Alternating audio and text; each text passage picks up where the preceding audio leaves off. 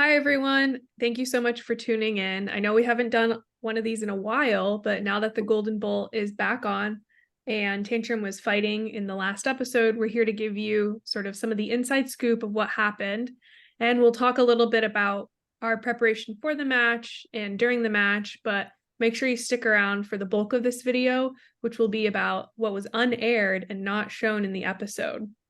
And joining us here today, usually it's just me and Alex and other Seems Reasonable members, but we actually have Jamison. So Jamison, you want to say hi? Hello, hello. Thanks for having me on. Yeah, thanks for Yes. joining us. And so just to kick things off with a very easy question, this is obviously a rematch between Sawblaze and Tantrum, as the episode clearly showed us. So Jamison, how are you feeling going into a rematch? Oh, I was pretty nervous, honestly. People look at Tantrum's record in the World Championship 7, they're like, oh, they fell off or something, but that's totally not true. I know that all the hard work into Tantrum, it's a brand new and improved machine. I know that it can do so much more damage with the new weapon system and the thinner tooth profile. Plus, I mean, Dylan's an awesome driver. You guys want a giant nut for a reason. Like all those traits are still very much there, and your whole team is still very much there. I think it's going to be even tougher, but you better believe we really wanted to get that win. So Yeah, definitely. And I have to say, a lot of I think, facets that gave Tantrum an edge over Sawblaze previously, you guys have done a lot of work to fix as well. I remember one of the things when we first fought that we definitely were able to use against you was the wheeling, the fact that when you went forward and backwards, the forks lifted a little. And so Tantrum was able to get under Sawblaze and control the match. But as many of you guys saw this time, that clearly wasn't the case this time around, as Sawblaze dominated the beginning of the match. Alex, how did we feel sort of in the first half when Sawblaze was taking hit after hit? And I also have some photos here just to show. I mean, obviously not good. I mean, you getting scooped. You're getting scooped. The weapon on Sawblaze, as you saw through all the Championship 7, that obviously Sawblaze and Jamison and team won, is very formidable. So our prep was, armoring up our shoulders with as you can see in this photo, the Tegris extra bits. Those did pretty well. We were pretty happy with how that held up and like the shoulders in general. So threw some more material between Sawblaze's hammer and our batteries, but thankfully we didn't get much damage from those. But yeah, getting scooped and like losing aggression and control is obviously a bad thing, and like that's what we're supposed to be winning a match through. So that was interesting, but Yeah, yeah. definitely. And actually, Jameson, I have a confession for you 1 year later, oh really? which is, do you remember on one of the Tegris shoulders, we drew a little battery symbol to give you a target to hit? Uh-huh. We actually drew that on the wrong shoulder to try to deter you from getting the other side of our robot. And You I'm give not me sure a if I've ever told you that or if you guessed or assumed as much, but I just wanted oh to let you know. well, you give me a lot of credit to my eyesight. It's not that good. It's pretty good, but it's not that good. That's true, But but you knew if it was left or right. In theory. I just try to I know Tantrum's a small robot. I just think of the whole thing as just like a really dense and delicious cake. Like every bite is gonna be good. So you just want to be able to get in there somehow. No matter where you hit, it's going to be something important. Yeah. Yeah. I guess fair to touch on. I guess I wanted to mention a few things about Please, Sawblaze please. improvements because I think it's kind of nice. You mentioned the wheeling, that's one aspect, but it actually our loss to you guys before taught us a lot about what we needed to do.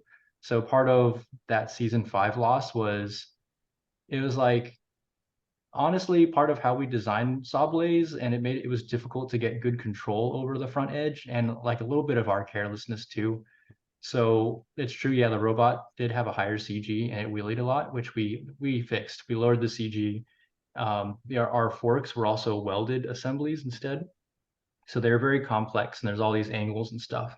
So the set that we use, since we got our last set wrecked by Witch Doctor, we had these made up and we didn't actually have a jig or anything to make sure they were nice and square. So when we put it in the test box, like they were like with the the tip at a funny angle. It was like there's only one spot which is really on the ground, and it was so easy for anything that was like remotely like wedge thing. I know you guys honed your wedge like really, really well, but it made it just all that more easier. If you came in at any basically 90% angle on some fork, you're gonna get underneath it. So yeah, and reliability overall to the robot. So for like this one, you guys noticed we had these sort of like machined tips instead. So Yep. that's how we're able to like make sure we always have a good edge and that it's always on the ground. And so it's always sharp and, you know, just all those little things that we learned from getting whooped by you guys. So thank you. It's like a Yeah. lesson we needed to learn. Is you're welcome. Our contribution into your season 7. Yeah, Jamison, is it true that you used to like rewatch the Tantrum Sawblaze fight every day and think of and motivate you to make Sawblaze even better? Oh yes, totally. I watch it every single day before, no, not before bedtime, in the morning. Yeah, you don't That's want how I any get my heart nightmares. rate up. Yeah, it's your pre-workout, right? Oh yeah. It's better than any of than like inspirational workout music. You just like watch that on repeat. That's Well, hilarious. congratulations. Your improvements did a number on us. We also didn't want to run the beak again because we figured it wouldn't, fool me once, shame on you. Fool me twice, shame on me type thing. We're ready for it though. I know. I was actually like curious if what you guys were going to run. I was actually expecting the beak, and then, you know, I think that I mean those forks are definitely super sharp. I know that was new for you guys this year, the implementation style, but I was definitely expecting a little bit of the beak maybe. Yeah, it was a lot of back and forth for us. We just decided to go with what we had been running and what was simple for us, and like instead of trying to like get the beak on there and hone it again. Yeah, we were obviously struggling with a lot of issues ourselves trying to get the robot together, right? And you actually can see also like we chopped off part of the side armor to be able to get the Tegris on there, the extra weight and everything. And so we were busy in the pits plenty getting ready for this one. So You can see here that normally Tantrum's back armor covers our wheel, but clearly here it does not anymore. mhm. Yeah. Yeah, and we had to do that for a couple reasons besides the Tegris. We also had to beef up our pins and mounting solution for the armor. Like one thing we talked on previous episodes and here again is that we had a lot of issues with this implementation of our armor for this year. So we moved away from the tried and true from season 6 and 5 on Tantrum and it went towards the implementation that Blip had. But the problem was that Blip never really saw any big hits, and so we kind of made the assumption that it was better than it was, and it was a bit of a red herring, as you can see in this fight, where like the armor mounts didn't break at the pins like they had been breaking, but they broke actually at the weld for the sleeve that holds the pins. And so like the armor, the whole face comes off. It's bad luck. So besides like obviously the damage points and whatnot, but it's also just sad to see Tantrum's face just dragging on the ground. But sorry, I jumped ahead on the No worries. I mean, that pretty much leads me to how the fight ends. Tantrum's face is falling off. We're not moving. We're stuck on something on the floor. And what does Jamison hear in the crowd? Go for Yeah. it. Speaking of bad looks, like okay, so yeah, what actually happened, right? Just so we summarize that part. You guys are hung up on something a little bit, and then like I remember like a combination of feelings, one of which was they just kind of stopped moving, and I feel like I didn't really earn it. So I'm like, I charge up, and it felt like forever in my mind. I guess watching it wasn't actually that long. I go for it anyways, and the robot just like, I thought that I was underneath you, which would normally fix the jump, but I wasn't. So like when I move the arm, it just goes, "Whoa," and then it just pushes you off whatever. Then Sawblaze like totally whiffs, and everything's kind of shock mounted so it can over travel. So it over travels, the blade like hits the ground, which recoils the whole thing backwards, Mhm. but it recoils that hard because the gearbox breaks at the same time. And there's Mm. like a 1 in a million what is like Murphy's law of combat robots? Like if it has a stable position, like it'll find it. Yeah. Like Sawblaze's design, usually enough things can move that if it's in motion, it rolls instead. So that was insane that it balanced perfectly in that one spot. It's like we've never been able to do that in any sort of like random testing. So Right. that was nuts. It sat there perfectly. Yes. And we just scurried away on the other back to our square. We're like, we're not touching that. Like Uh, this is super easy to fix for next season, but holy cow, that was like a super facepalm moment. yeah. Well, so if the wheel would be touching here, would it end up writing without the self writer? Yeah, it could scoot. Okay. It's like so our fight against Minotaur earlier when we had the arm actually broken, so it was more freewheeling. Yeah. If we're that wheels have they stick out from all sides on the back, so we have a large amount of coverage that we can escape even if the arm is broken. As long as it kind of rolls, it should be able to get out. Yep. So this was this was like I can't believe it. Yeah. It was surprise to say the least for all of us. I don't know how much they didn't. I don't think they included as much as what actually happened, but I was freaking out. I was like running all over the place, like yelling and screaming. It was so exciting. Because I think we thought we Yeah. were toast, to be honest. The direction of that match was pretty clear, even just a minute or two in. Tantrum did get some hits in, there were some sparks, but clearly did not do much damage. So yeah, that was very exciting. However, turns out the clock for the match apparently happened and the match ended before the ref finished counting out. Okay. Okay. I wasn't paying attention. I wouldn't be able to verify. I think I was just like looking at my team to be like, well, we can get dinner now. We can get dinner now. We can Yeah. get dinner now. Yeah, Which it's was like which is exactly our response after now we it don't went have the to other way. fight Endgame. We can So, celebrate. It's the last night of filming. yeah. Um yeah, so then it goes to a judge's decision, as it does when the match reaches full time. And surprisingly, genuinely, it comes back a split decision, which I don't actually think we expected either. So we're constantly seeing crazy things happen left and right. And in reality, when we were filming, because we're all friends, it was just the most hilarious thing. So we were all laughing. And when we were standing there and they were announcing the JD, you know how like both teams stand side by side and we have to look very serious and like look down. We're waiting for Farouk to announce the results. And I don't know if it was the combination of sleep exhaustion and shock and excitement, but like none of us could stop laughing.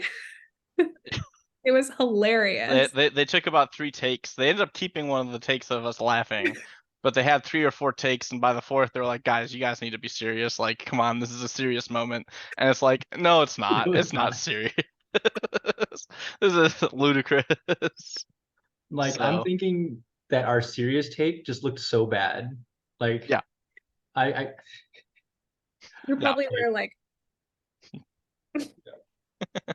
yeah, you look down. Look at your You know what you shoes. did. Yeah. Yeah. So they gave the win to JMO. that So was which with the whole fight, minus the very end, right? Is like, yep, that's the right call.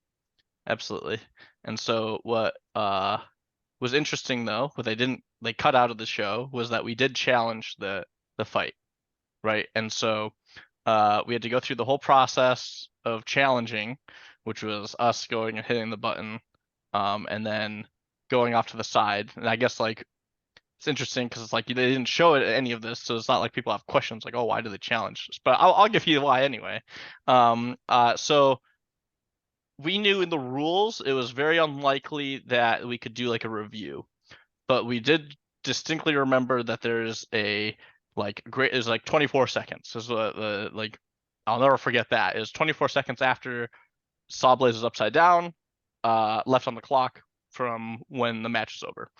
And so in the rules, there's a 10-second count out, but before that, they have a 10-second count before they start the count out, right? And it's counts, not seconds. So I should say that's a 10 count, not 10 seconds. And so part of it was like, hey, this thing just happened. We're all like crazily like thinking through this. Let's get a second to breathe so we can think through this match a bit.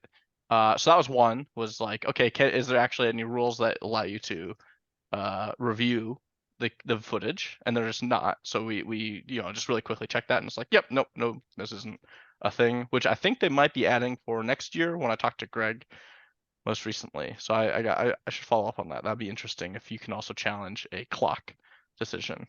Right, So- because notably the way the review process works now is when you challenge something, you actually do get an opportunity to look at the judge's scorecard and make a specific comment about the scoring of each section, and then make an argument to change potentially one of those sections. And so nowhere is there an opportunity to review the clock or talk about the clock or talk to the refs. There's no ref challenge, there's no match challenge. It's specifically about the judging. So therefore it only happens, for instance, when there's a judge's decision. Yep. So that distinction was one reason why. Well, I mean, like the judging criteria is they say that it counts, and it's not necessarily one count is 1 second, so it's highly subjective. It might be the reason why they don't want to do that review, just because it makes it very difficult on the refs if they have to go by regulation, like metric seconds or something. So maybe they built in that leeway. But I think it'd be interesting to see if they do anything with after the clock sort of robot functionality. Like if it's 3 minutes elapsed, but you can't go anywhere anyways, like does that mean anything slightly different than robots which could demonstrate functionality? So I'd be curious to see what ends up happening from that. Maybe they actually do revisit the counts as well, but oh, sure. yeah. Yeah, well, which is the second part too, which was like where we were like, okay, when we looked at the scorecards, we decided it's not worth like arguing. So we actually withdrew our challenge before the like challenge all was going through, because we were all tired. We didn't want to pull JMO for longer than it was. But the second part of why we did the challenge was it's unclear what damage and loss of function is for a robot that's upside down and isn't driving.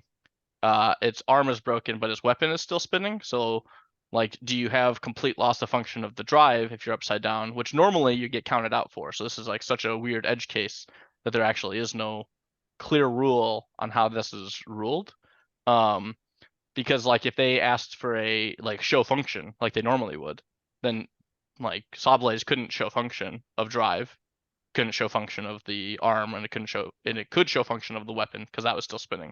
Well, you can look at the wheels too. You can look at the text spinning around. Yeah, sure, but is that a loss of function? Your robot is no longer translating. Fair right? question. Fair question. Yeah. So it's an interesting one, which it was unclear at the time. It still is unclear, by the way, in the rules. And so I was talking to the judge liaison about how they're going to fix that for next year.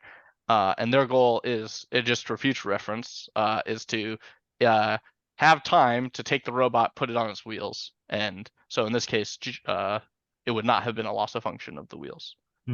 So it is very interesting, because like, how does that differ from like getting hung up on something? What if you were stuck in a saw slot? Like, is that loss of drive? Or not loss of drive, because I could pick you up and put you on the flat ground. I guess the difference in that case would be whether the time elapsed or not. Because if Correct. if it gets counted out, then nobody really cares that if you were freed, you could move. Yeah. So I think that's the main distinction, I suppose. Right. So anyway, there's like ambiguities in the rules that we were kind of like, we knew the ref count out was one that was like unlikely, but then the next one was like, how does damage even work here? So still like it was super weird match, super exciting, and hopefully we didn't pull Jamison for too long afterwards with our challenge. But yeah, I don't remember the exact breakdown of the store cards, but I do remember possibly thinking, Alex, that we were going to argue damage and just pitch it and see what happens. But well, it was we won damage on all the cards. Exactly, we won damage across all three, and then what was the difference was basically whether they thought control was like 3-2 versus 4-1, and Correct. it's tough to argue that and in the ones, I think in both scorecards where Sawblaze actually won, I think control was already 3-2 possibly. Like basically there was like really no way for us to argue any of those to change. And in fact, it may have been more likely that we actually would have just lost all three. It's unclear if they had time to think about what damage. So yeah, I think basically there was no route for us to go forward after we saw the Right. score. Well, so the assumption was that we won damage on a 3-2, and that it would have been a 1-point spread on all the cards, and that we could argue 4-1 for damage Right, because the exactly. thought was that they had loss of wheel drive as well. But then looking at the scorecard, it was a 2-point spread on the cards that Jamison won, if I remember correctly, and then a 1-point spread for the one that we won, which when we reviewed, it'd probably go towards Jamison anyway, and be all like, even if we got the 4-1 on damage, it would have probably turned into a 1-point spread for Jamison on all three cards. Right. So there truly was no argument. And so Alex and I decided to rescind our challenge. And it was a whole kerfuffle. It was very weird. They had producers in our pits, like trying to get us to explain ourselves. It was like a whole thing. I think We Alex didn't did think we like, won. So... Alex did like 5 takes on why we decided to rescind. They didn't include any of that, I guess. We were all so tired. I'm assuming yourself as well, Jamison. So we were all just absolutely Yeah. like exhausted. And you got the whole gauntlet that we did last year of winning the event. Sorry, the giant nut, and then going into the Golden Bolt tournament the next day. So Yeah, I mean, yeah, we definitely had it was a challenge for sure. I think that we got pretty lucky in that we didn't take that much damage in Shredded Bro. And then the second one, we kind of knew what we needed to fix. I mean, we had to replace a fork because the you guys blew a tip off, which was pretty cool. I think we gave that to you guys, right? Yep. And then we have to replace the gearbox. So like I told my team, like, oh well, they're challenging. I'm gonna go see to this. You guys like start ripping the robot apart and like send this gearbox part to Lincoln and just have them like weld all over it. So that's the gist of it. So like by the time I got back, I was gonna say like good news or bad news, and honestly, if you ask my team, they don't know if the good news would be that we lost, so we could go do something else. But yeah, I came back, guys, we won. They're like, yeah. okay. Yeah. And I do remember their defeated faces as we walked out with all our luggage. We were heading back to the hotel, and it was like, see ya. Jamison gave me crap for that last year. I'll have you know. I was like, Yeah. man, winning the giant nut, and then you have to fight the golden bolt the next day, and you were all like, be grateful. Like it was amazing. And here you are. That's what you get. That's karma. Hey, I'm enjoying it. I liked it. I still stand by that. Yeah. Oh, okay. Okay. It's Those bag under your eyes told a different story the day. Well, that's NHRL bags, man. No. At the Golden Bowl last year. Well, that's always. I don't know. Yeah. Yeah, no, I'm just a tired guy all the time. Yeah. So, anyhow, I think that pretty much wraps up what we have to say about the episode. BattleBots is now over. There are no more episodes coming yet, as far as we know. TBD on filming, so we're all looking forward to that. Thank you guys so much for tuning in. Please don't send Jamison any hate. Please don't send us any hate. We're all friends. We all do this sport together for fun, and we're very happy with how it turned out. And we love the show and we love the sport. So yeah, do you guys want to say anything to close us out? I had a great time. We had a up and down season. Well, down and then somewhat up, and then yeah, we had a good season. It was still fun. I still enjoyed it, but yeah, I don't know. How about yourself, Jamo? If somebody yells something from the audience, don't take it as suggestion. Yeah. Here we go. They kept a little bit about that, but they edited out. So like someone actually replied, they yelled out like, sorry. And there's this whole thing where it's like, oh, I knew it. And then I said, no, I'm just kidding. I'm the one with the sticks, so it's my fault. But that was a really funny moment. No. I could have sworn I heard something, and my team's like, we didn't say anything. Don't go for it. It's like, why Well- didn't you tell me not to? And they said, we thought you knew better. It all worked out in the end. So Yeah. there we go. Next Oh year, my next year we'll get you next time.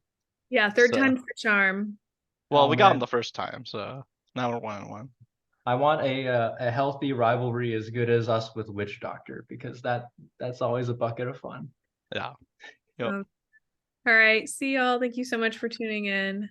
And thanks Jamison for joining us. So Yes, likewise. Thanks again for having me. It's been a blast inside and outside the box. great.